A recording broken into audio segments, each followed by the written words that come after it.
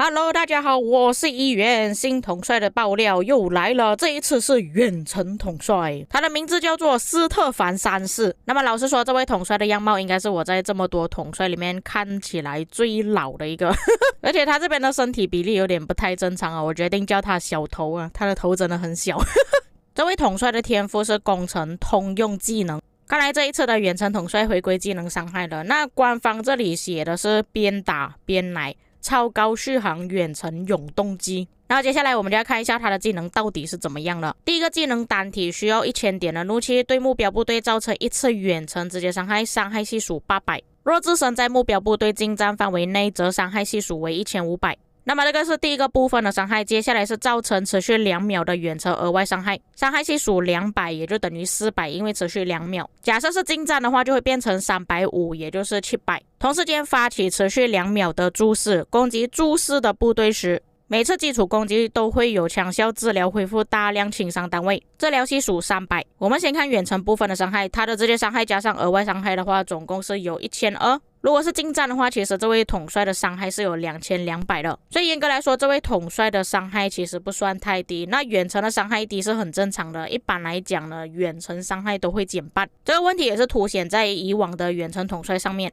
但是这位统帅他的伤害呢，其实是在输出型的远程统帅跟辅助型的远程统帅中间。但是在开始的时候我就已经跟大家讲过了，这一次官方所放的标题就是说这位统帅可以一边攻击一边恢复自己的兵量，所以你们才会看到他的第一技能是有治疗系数的，持续2秒时间也就等于600。他这个治疗系数其实比起以往辅助型的远程统帅算是比较高的。那正常来讲，如果统帅他是有分段式攻击，像他这样子又要持续2秒时间呢，一般这种统帅不会受重用。但问题就是这位统帅他并不是近战统帅，而是远程统帅，他可以在后面偷偷输出，所以尽管他是有分段式的攻击，但是对他的影响来说不会这么大。不过第一个技能暂时没有什么东西好讲了，我们先看一下其他技能。工程单位防御力提升 35%， 非战斗状态下工程单位行军速度提升 20%。 那这个非战斗状态下行军速度提升，这个算是比较合理啊，因为正常来说远程统帅他在攻击的时候是没有办法走掉的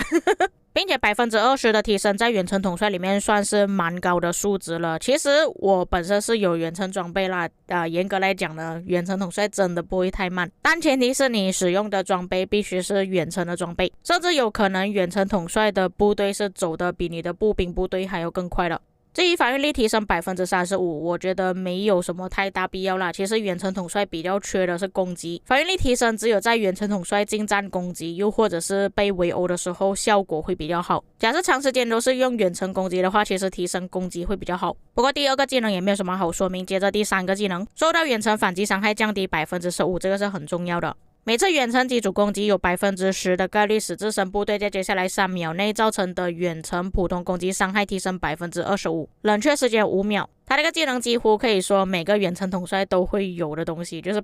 多少的概率然后触发什么技能。但是以目前技能看来，他的技能比较像是要去取代玛格丽特一世的位置。像前面就有提到，他的伤害还有治疗效果都是比起玛格丽特还要更高，行军速度跟玛格丽特一样，但是他这里的远程普攻伤害是比起玛格丽特还要更高一点。但是目前看到斯特凡的技能暂时都是针对自己的部队的提升而已，还没有看到任何的 debuff。受到的远程反击伤害降低 15%， 让你的部队不会这么容易就被打到重伤，再加上它是有回血的效果，所以生存率可能会比起其他的远程统帅还要更高一点。至于第四个技能，每次基础攻击有 40% 的概率使自身部队在接下来15秒内攻击力提升 2%， 防御力降低 0.5%。 现在我就可以理解为什么前面它有提升防御力了。该效果可以叠加，且每次叠加都会刷新持续时间。坦白说，你们可以直接默认把这个技能是永久性的技能了，因为它这边基础攻击 40% 的概率嘛，触发的条件不会太难，再加上它的概率很高，而且是持续15秒的时间，肯定是可以叠乘上去了。不过你们也看到了，它每一次叠乘只有 2% 而已，也就是说要叠乘到满15层，也就是 30% 的攻击力的，其实需要很长一段时间。假设这个技能对于近战统帅来说可能是致命的，但是因为他是远程统帅在后面偷偷输出，甚至在我们还没有开始打起来之前他就已经发动攻击了，所以叠层问题应该不会太大。不过他叠层的速度还是有点慢，毕竟还是有概率性了。不过重点也就是因为他这个是提升攻击力，攻击力对于远程统帅来说是比较重要的。一方面官方不要让我们直接获得攻击力提升，也就是怕远程统帅可能会太强，所以他就让我们提升，但是是慢慢的去提升。那各位也知道，我们能够打出多大的伤害呢？是根据我们部队的数量，所以或许等到我们后面真的可以提升30%的攻击力了，可能那时候我们的部队只剩下一半或者是更少，所以他这个技能算是可以确保我们在兵力越来越少的情况下，打出去的伤害依然还是有一个保证。至于防御力降低的惩罚机制呢，其实有一点像之前的哈拉尔。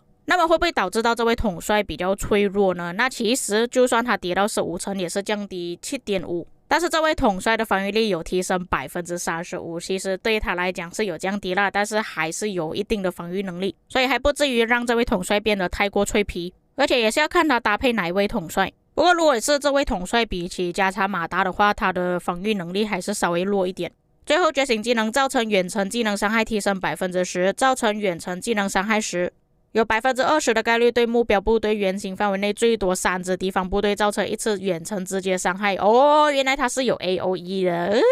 但是每增加一个敌方部队就会递减 15%， 冷却时间10秒。而且它这边的要求有点苛刻，就是远程技能伤害的时候